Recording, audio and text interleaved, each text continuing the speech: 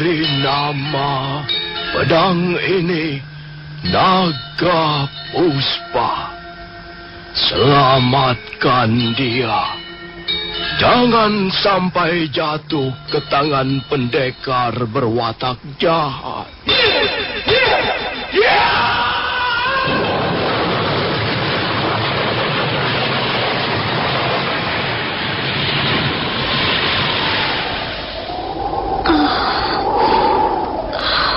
Kakang Kamandanu, kau masih juga tidak percaya bahwa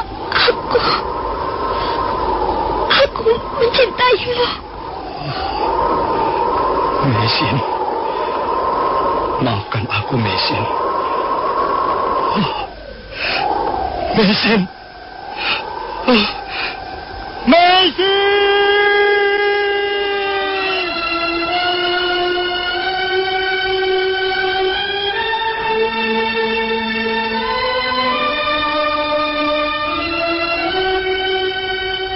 Tutur Tinula.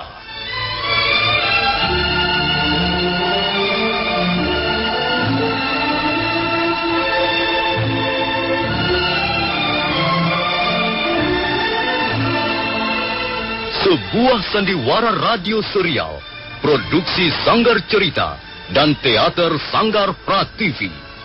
Sebuah kisah dengan latar belakang sejarah runtuhnya Singasari dan berdirinya Kerajaan Majapahit.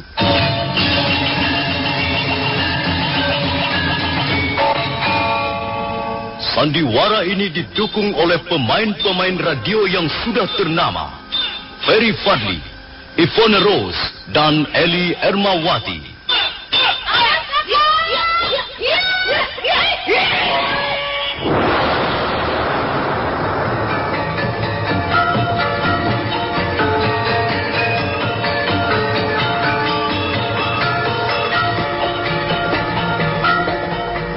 Dalam seri ke-193 ini, didukung oleh para pemain. Kang Iwan sebagai Ki Sugata Brahma, Ferry Fadli sebagai Arya Kamandanu, Ivone Rose sebagai Sakawuni, Aa sebagai Rangkut, dan Asdi Suhastra pembawa cerita.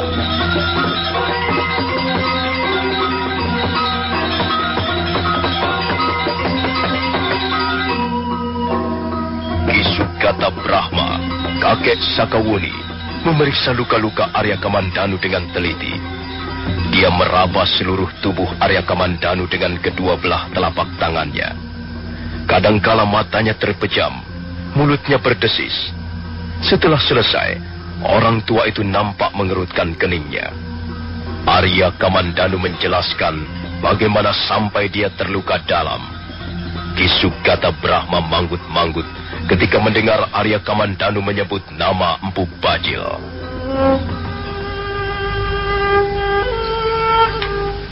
Saya sudah menduga sebelumnya, Angger. Saya tahu Angger terkena pukulan Aji Segoro Geni di bagian dada. Untung sekali pukulan itu tidak telak. Iya, Kek. Pukulan Aji Segoro Geni memang luar biasa.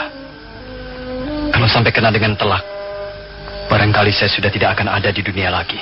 Hampir semua pendekar tingkat menengah ke atas sudah pernah mendengar pukulan maut itu. Dan mereka juga pasti sudah tahu siapa pemiliknya. Sebenarnya, Empu Bajil belum terlalu sempurna menguasai jenis pukulan itu. Dia pun memperoleh ilmu itu dari gurunya yang bernama Wong Agung. Jenis pukulan itu pun sudah dikenal orang di mana-mana, Angger. Namanya Aji Tapakwisa. Pukulan itu mengandung racun yang sangat ganas. Sama halnya dengan Empu Bajil, Dewi Sambi sebenarnya hanyalah seorang murid.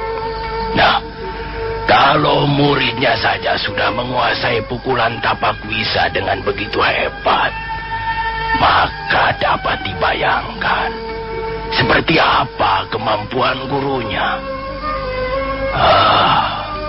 Tapi sampai sejauh ini saya sendiri tidak tahu siapa sebenarnya guru Dewi Sambi. Iya, saya pernah merasakan kehebatan dua jenis pukulan maut itu. Bahkan sekarang ini saya masih dibuat menderita olehnya. Bagaimana, Kek? Apakah kira-kira luka-luka saya masih bisa disembuhkan? Soal sembuh atau tidak, itu sama sekali bukan wewenang saya, Angger. Saya hanyalah seorang manusia biasa. Apalah artinya Ki Sugata Brahma ini? Saya hanya bisa berusaha dengan seluruh kemampuan yang saya miliki.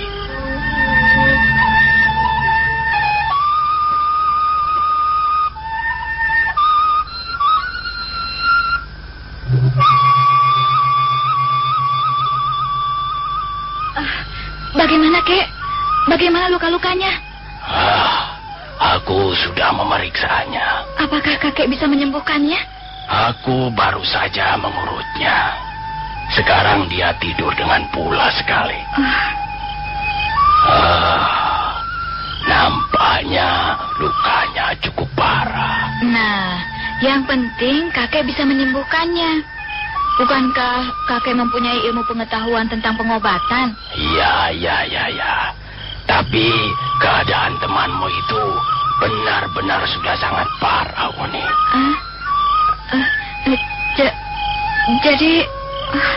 Jadi kakek tidak sanggup menyembuhkannya? Apakah kakek sampai hati membiarkan temanku itu mati karena luka-lukanya? Tolonglah, Kek. Tolong dia. Usahakan agar dia bisa sembuh. Apapun caranya, tolong, Kek. Kalau sampai dia mati,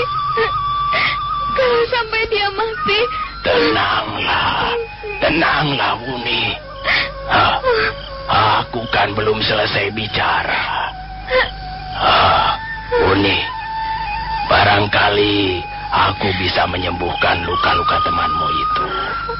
Tapi sifatnya hanya sementara saja. Sementara? Apa maksud kakek dengan sementara? Maksudku, luka-luka temanmu itu tidak mungkin bisa disembuhkan seperti sedia kala. Sekarang ini racun yang berada di lambung kirinya sudah mulai bergerak dengan cepat. Kalau saja temanmu itu tidak mempunyai ilmu tenaga dalam yang tinggi, dia sudah akan mati sebelum sampai ke Tanibala. Besok aku akan menambah cadangan tenaga dalamnya dengan tenaga dalamku. Hal itu kumaksudkan untuk membentung gerakan racun yang mulai menggerayangi daerah di sekitar jantungnya. Kalau sampai racun itu masuk melalui katup jantung, maka jiwa temanmu itu tidak mungkin bisa diselamatkan lagi. Kasihan Kak Kamandanu. Kasihan. Dengar Sakauni, jangan menangis. Usaha pengobatanku yang sifatnya hanya sementara itu pun terbatas sekali waktunya. Jadi akhirnya dia akan mati juga. Akhirnya dia tidak akan tertolong lagi, Kek. Kukira dia hanya akan mampu bertahan tidak lebih dari 7 hari.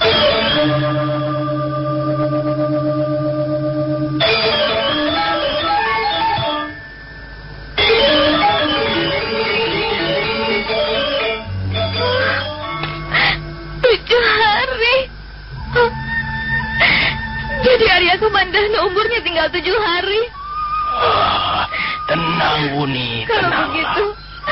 Kalau begitu persahabatan kami tinggal 7 hari lagi, Kek. Tenanglah, Wuni. Tenang, Du. Jangan menangis. Kalau kau menangis begitu, kakekmu ini jadi gugup. Sudahlah, tenanglah. Bagaimana saya tidak boleh menangis, Kek? Dia adalah sahabat yang baik. Dia orangnya baik. Dia tidak pernah tersinggung setiap kali aku memaki-maki dan membentak-bentaknya. Dia selalu penuh pengertian. Dia sabar seperti kakek. Dia seorang laki-laki yang berwatak perasa. Dia lembut. Tapi sekarang keadaannya begitu menyedihkan. Dan menurut kakek, umurnya tidak akan lebih 7 hari lagi. Berarti setelah itu kami akan berpisah untuk selamanya, Ki. Bagaimana aku tidak menangis? Tolonglah, Ki. Tolonglah dia. Selamatkan jiwanya. Tenang, Landu. Tenang dulu. Tenang. Bagaimana saya bisa tenang, Kek?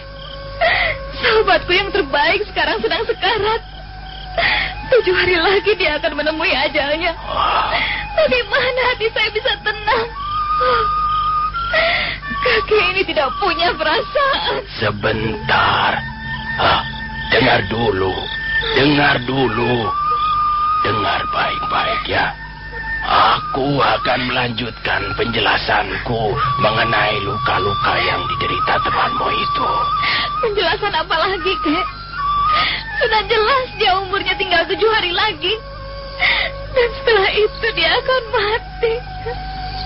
Dia tidak akan mampu bertahan. Dia akan mati secara menyedihkan. Dengar dulu perkataan kakekmu ini, Sakauni. Dengar. Dia memang terluka parah. Tapi masih ada harapan, Du. Masih ada harapan. Apa, Kek? Masih ada harapan? Iya, masih ada harapan. Kalau luka-lukanya itu kita obati secara biasa, memang dia tidak mungkin disembuhkan lagi. Paling-paling seperti yang sudah kukatakan, kita hanya bisa memperpanjang usianya selama 7 hari. Tidak lebih dari 7 hari. Kecuali... Kecuali apa, Kek? Kecuali apa? Ya, aku tidak tahu persis. Apakah sekarang ini barangnya masih ada? Aduh, apa maksudmu, Kek? Katakan, Kek. Katakan yang jelas. Dengar, Du. Tenang. Dengarkan ya. Dalam dunia pengobatan, banyak dikenal daun-daunan ataupun bunga-bunga yang bisa digunakan untuk menawarkan racun. Aku pernah mendengar adanya sebuah bunga yang sangat ampuh. Tapi aku tidak tahu pasti apakah bunga itu sekarang masih ada ataukah tidak. Sejak kakekmu ini masih muda usia dulu, bunga itu pun sudah langka.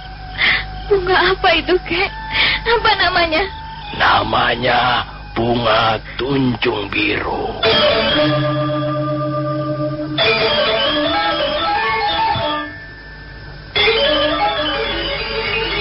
Bunga tunjung biru. Aku harus bisa mendapatkan bunga itu. Harus. Menurut kakek, bunga itu sudah sangat langka. Tapi bukan berarti bunga itu tidak ada lagi sekarang ini. Aku akan mencarinya.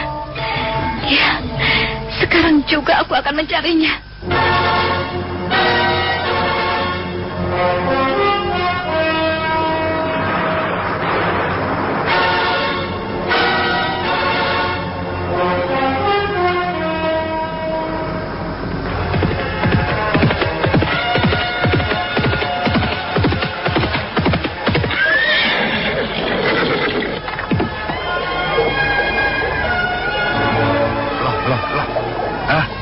Kemana Nini Sakauni?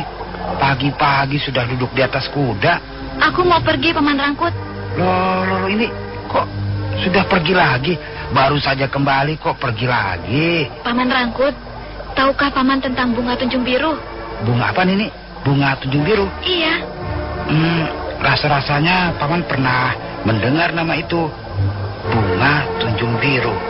Wah, warnanya pasti seperti namanya, biru. Loh, untuk apa Nini Sakauni mencari bunga tunjung biru? Wah, di desa Tanibala ini kan banyak tumbuh pohon-pohon bunga, semuanya indah. Ada bunga melur, cempaka, sonyaroga, bunga belalang. Wah, dan masih banyak lagi yang lain.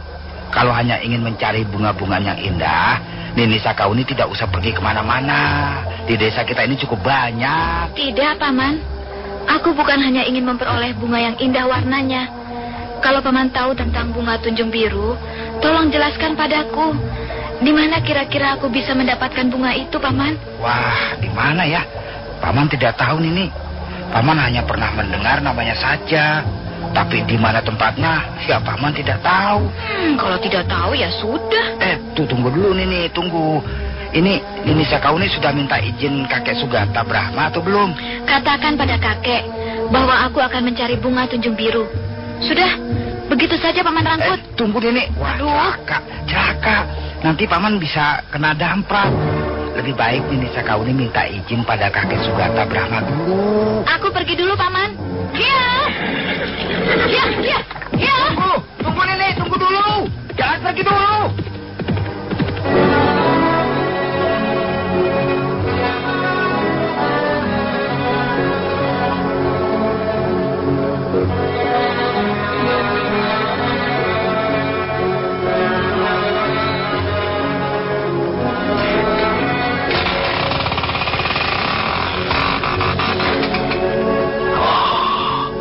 Angger Kamandanu sudah bangun rupanya.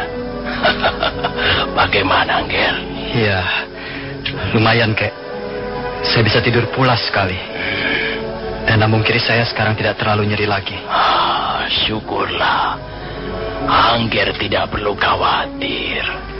Saya akan berusaha mengobati luka-luka Angger Kamandanu. Ya, mudah-mudahan saya bisa sedikit demi sedikit mengeluarkan racun yang bersarang di tubuh Angger. Terima kasih, Kek. Terima kasih atas pertolongan kakek. Maaf, Nger. Apakah Angger bisa duduk bersila dengan baik? Rasanya bisa, Kek. Begini, Kek? Ya. Tapi lemaskan saja otot-otot Angger ya. Kosongkan pikiran. Jangan tegang. Saya akan berusaha menyalurkan tenaga dalam saya ke tubuh Angger Kamandanu.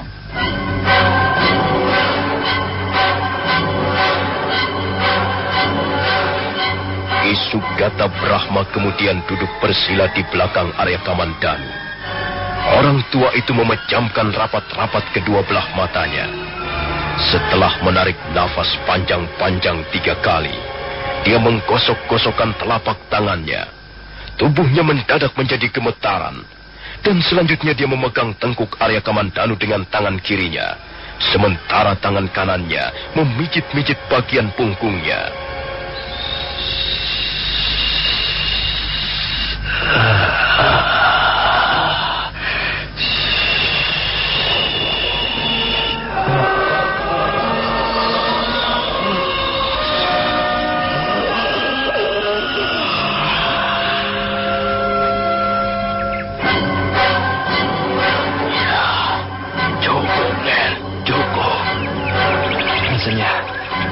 Tubuh saya sekarang menjadi agak lebih kuat, Kek.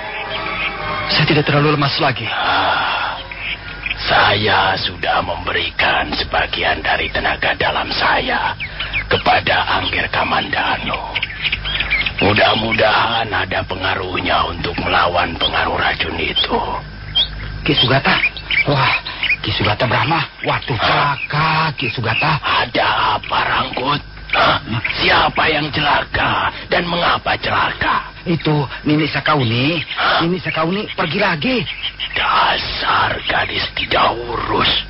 Wah. Aku ini benar-benar kakek yang tidak bisa mendidik cucunya. Rangkut. Iya. Dia tidak mengatakan kemana perginya. Katanya kata Nini Sakauni mau pergi mencari bunga tunjung biru, Ki. Anak itu benar-benar tidak bisa mengendalikan dirinya. Mengapa dia tidak minta izin dulu padaku? Saya sudah menyarankan begitu, Ki Sugata. Tapi Nini Sakauni tidak mau mendengar. Dia langsung pergi saja. Angger Kamandanu, saya tinggal dulu sebentar, Angger. Nanti saya akan kembali lagi. Kalau Angger membutuhkan sesuatu, panggil saja Rangkut. Iya, panggil saja saya, Tuan. Saya pasti akan segera datang. Terima kasih, Paman Rangkut. Dan terima kasih, Kakek Sugata Brahma. Saya hanya akan merepotkan saja. Angger, jangan berkata begitu. Sama sekali Angger tidak merepotkan kami. Kami sudah biasa hidup saling tolong-menolong.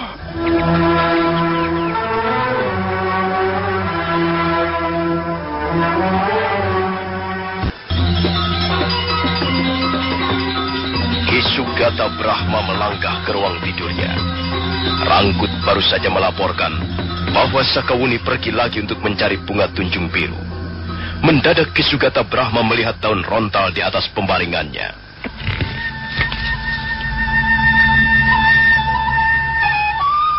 Kakek Sugata Brahma, saya terpaksa pergi lagi, Kek.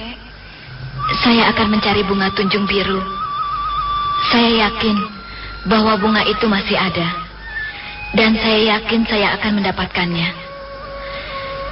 Saya tidak sampai hati melihat penderitaan teman saya akibat luka-lukanya, Kek. Dia harus bisa disembuhkan.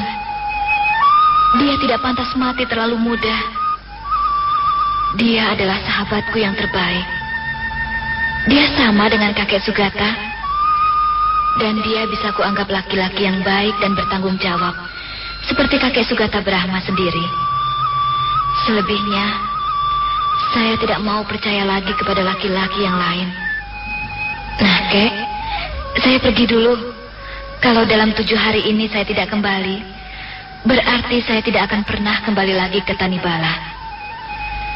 Dan kalau Arya Kamandanu tidak bisa diselamatkan lagi, tolong kuburkan dia secara baik-baik.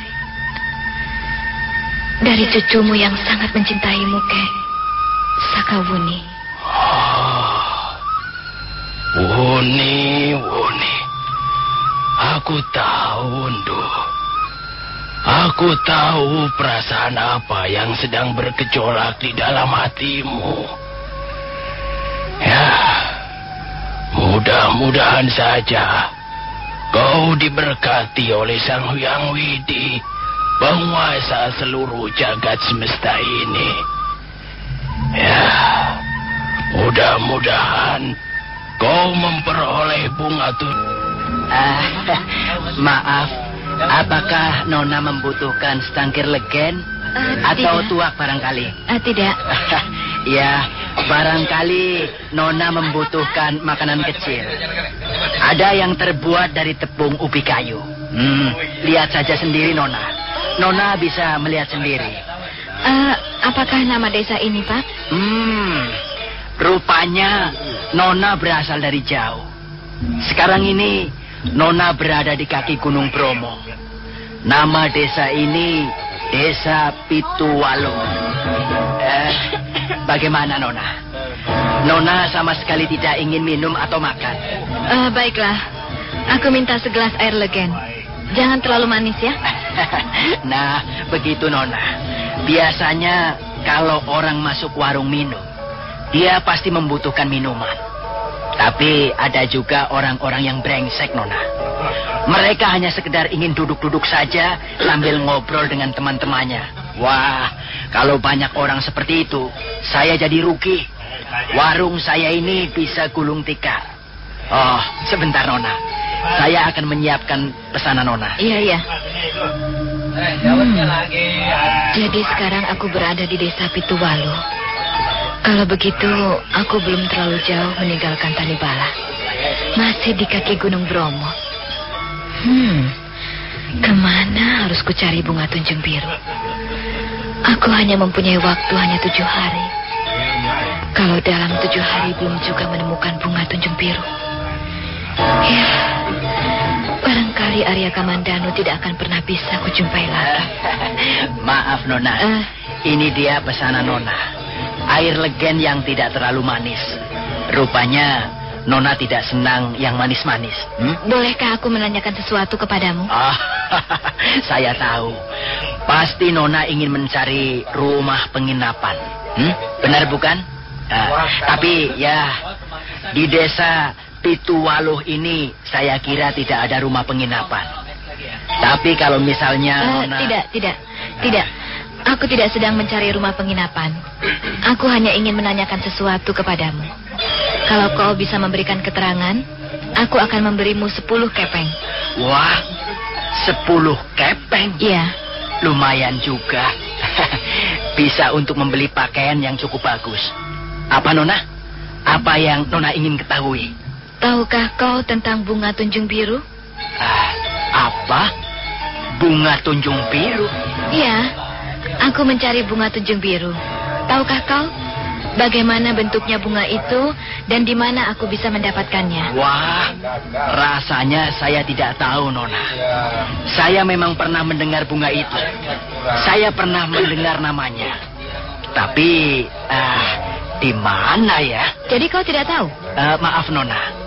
Saya tidak akan bisa memberikan keterangan apa-apa tentang bunga tunjung biru. Kalau begitu baiklah. Terima kasih atas air legenmu. Dan ini uangnya. Terima kasih, Nona. Maaf. Sebenarnya, untuk apa bunga tunjung biru itu? Mengapa Nona tidak mencari bunga yang lain saja? Masih banyak bunga yang lain yang mungkin tidak kalah indahnya dengan bunga tunjung biru. Sakawuni tidak lagi menghiraukan kata-kata pelayan rumah minum. Dia segera bangkit. Tapi pada saat dia melangkah ke arah pintu, mendadak seorang laki-laki bertubuh gemuk menghampirinya.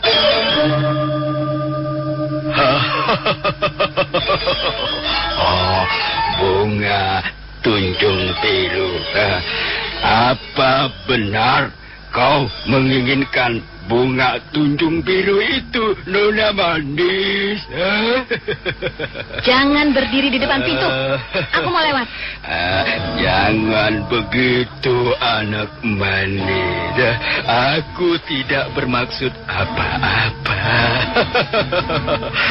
Aku hanya ingin menolongnya.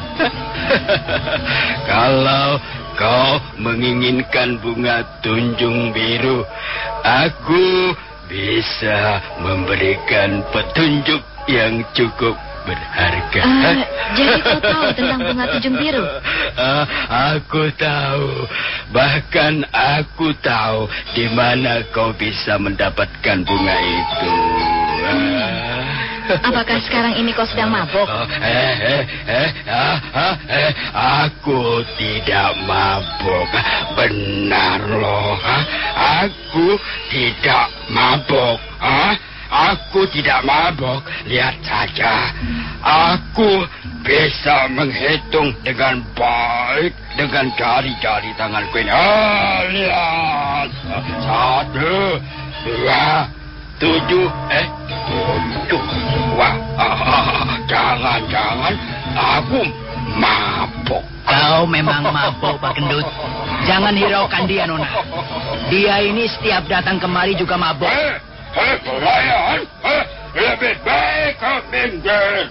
Nona cantik ini hanya ingin berurusan denganku. Mana ada orang yang ingin berurusan dengan orang mabuk? Orang mabuk temannya ya orang mabuk juga. Kurang ajar. Kurang ajar. Kau hanya seorang pelayan. Tapi kau telah berani kurang ajar padaku. Sudah. Jangan ribut-ribut. Sudah. Tunggu, Nona. Begini, Nona. Nona membutuhkan keterangan tentang bunga tunjung biru. Dan aku membutuhkan wajah Nona yang cantik jelita itu. Kau jangan kurang ajar padaku, Pak Gendut. Begini, Nona. Kita sama-sama saling membutuhkan, Nona. Kita sama-sama akan saling memberi dan saling menerima, bukan? Kalau Nona sanggup menjadi istriku barang semalam saja, aku tidak keberatan memberikan keterangan bunga tunjung biru. Laki-laki tak tahu diri. Kau bukan hanya seorang pemabuk yang menyebalkan, tapi rupanya kau juga seorang laki-laki yang suka berbuat cabul. Nih, rasakan.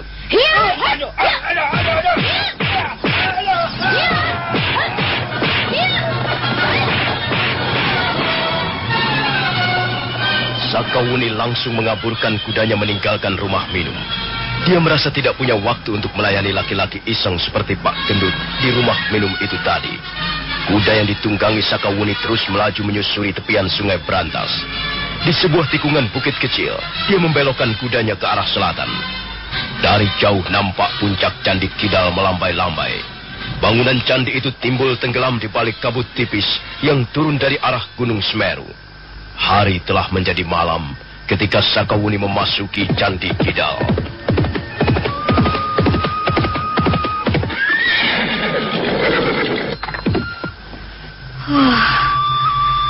Aku tidak tahu kemana aku harus mencari bunga tunjung biru itu. Hampir di setiap desa aku berhenti.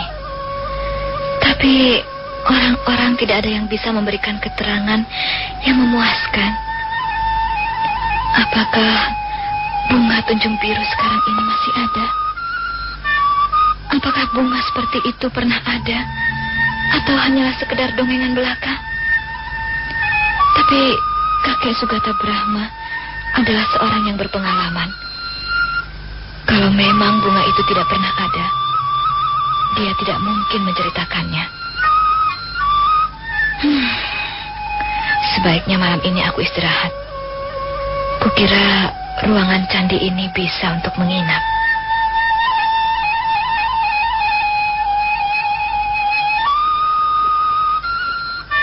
Candi Kidal terletak di tengah-tengah antara aliran sungai Brantas bagian hulu dengan kaki Gunung Semeru. Candi itu tidak terlalu besar, tetapi ada ruangan yang bisa dijadikan untuk menginap bagi para pengelana yang kebetulan kemalaman di jalan.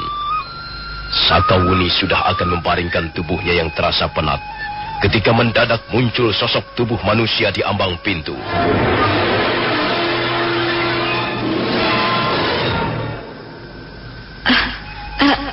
Siapa kau? Siapa kau? Aku bertanya, siapa kau? Tidakkah kau bisa menjawab?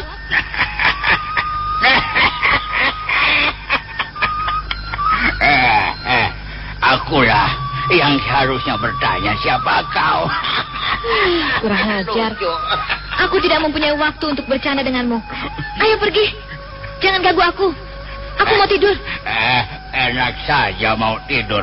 Kaulah yang harus pergi. Ruangan ini adalah tempat tidurku. Wah, mengapa kau tiba-tiba berani tidur di sini? Kau harus minta izin dulu padaku. Kalau aku mengizinkan, baru kau boleh tidur di sini. Kau jangan membuat gara-gara denganku. Apa bukan kau yang sebenarnya membuat gara-gara? Aku sudah biasa menginap di tempat ini tiap malam. Tiba-tiba saja ada orang datang seenaknya dan tidur mendengkur. Seperti seekor babi. Ayo pergi. Apa? Kau itulah yang seekor babi. Tidak punya aturan. Kau mau pergi atau tidak? Ya. Bagus. Sekarang begini saja. Tempat ini memang bukan kepunyaan siapa-siapa. Nah, kalau begitu kau jangan merasa memiliki tempat ini. Siapapun boleh tidur di tempat ini. Siapa yang datang lebih dulu, dia boleh tidur di sini. Iya, boleh. Tapi kalau kita mau adil, bukan begitu caranya, ya. Sekarang begini saja. Karena memang tempat ini tidak ada yang punya, maka marilah kita memperebutkannya. Aku tidak sudi rebutan tempat. Lebih baik kau segera pergi. Aku sudah mengantuk sekali. Aku mau tidur. Ya, kau boleh tidur, tapi sebelumnya kau harus bisa mengusir aku lebih dulu, ya. Lihat.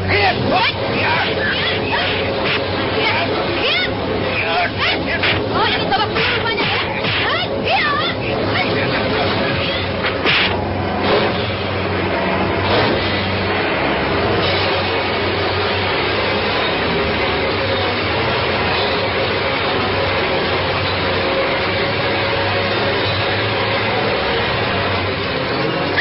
Sebenarnya Sakawuni tidak siap untuk bertarung. Dia mengantuk. Dia lelah sekali setelah seharian berkuda keluar masuk desa. Karena itu dia menjadi sangat kesal dan segera menyerang dengan kencang. Tapi Sakawuni segera menyadari bahwa orang yang menjadi lawannya kali ini tidaklah sama dengan Pak Gendut di rumah minum tadi. Orang ini sangat tergina. Gerakannya cepat bagaikan kilat. Pertarungan sudah lebih dari 20 jurus, tapi nampaknya belum ada tanda-tanda orang itu akan bisa dirobohkan. Karena itu Sakawuni menjadi semakin penasaran. Dia segera mencabut 2 buah senjatanya yang aneh.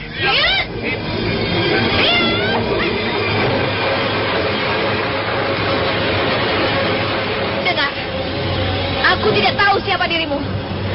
Aku hanya bisa memastikan bahwa kau seorang kakek-kakek sinting. Dan kau sudah memojokkan aku. Kau telah memaksa aku untuk bertarung.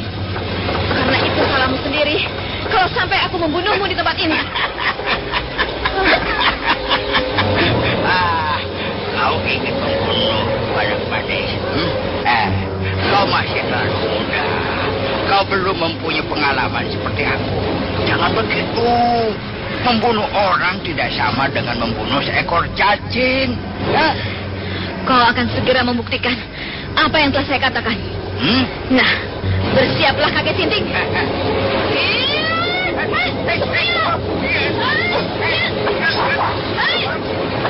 Sakawuni benar-benar bertarung dengan seluruh kemampuannya. Dia ingin segera bisa merobohkan lawannya.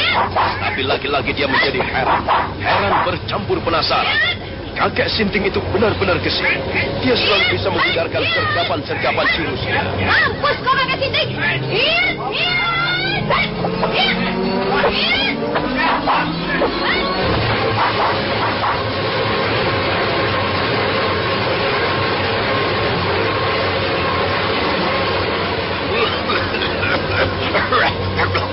Tunggu dulu. Aduh, kita istirahat dulu. Bukannya aku menyerah, tapi kukira pertarungan ini tidak bisa dilanjutkan lagi, ya. Kenapa tidak bisa? Pertarungan ini akan terus kita lanjutkan. Sampai salah satu di antara kita mau mengakui keunggulan lawannya. Aduh, batuk aku tertawa jadinya. Ya baiklah. Kalau begitu aku menyerah saja. Bukan menyerah. Apa? Lebih baik aku mengalah saja, ya. Aku tidak ingin bertarung hanya karena soal kecil, soal tempat tidur. Baiklah, kau boleh tidur di ruangan ini, ya. Tapi sebelumnya aku ingin memberikan tanda penghargaan, ya. Aduh, kau seorang pendekar muda yang cukup tangguh. Kau pantas mendapat penghargaan dari siapapun yang menjadi lawanmu. Nah, terimalah. Kakek sinting itu tiba-tiba memasukkan tangannya ke balik lipatan bajunya. Dan sesaat kemudian dia berteriak nyaring sambil melemparkan senjata rahasia.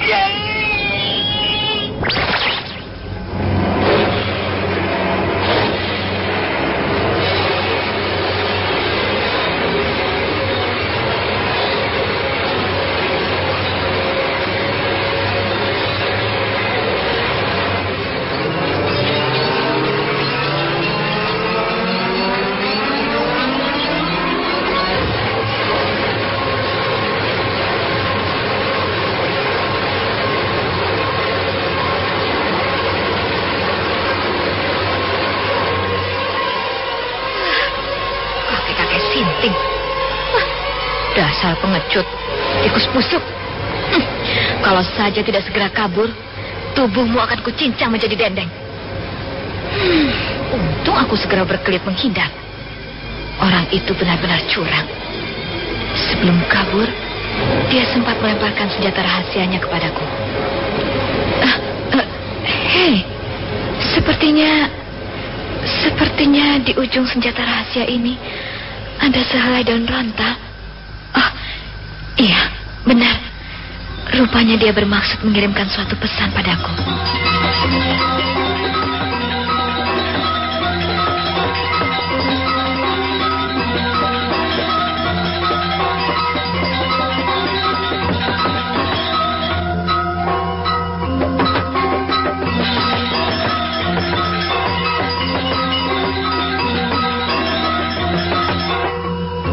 Tangan Sakawuni lalu bergerak mencabut senjata rahasia yang menancap pada dinding ruangan candi.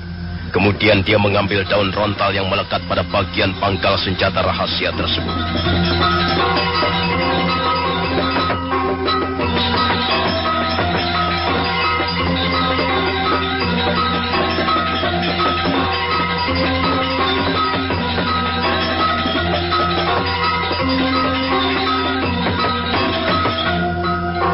Nah, saudara pendengar, siapakah kakek-kakek Sinting itu sebenarnya?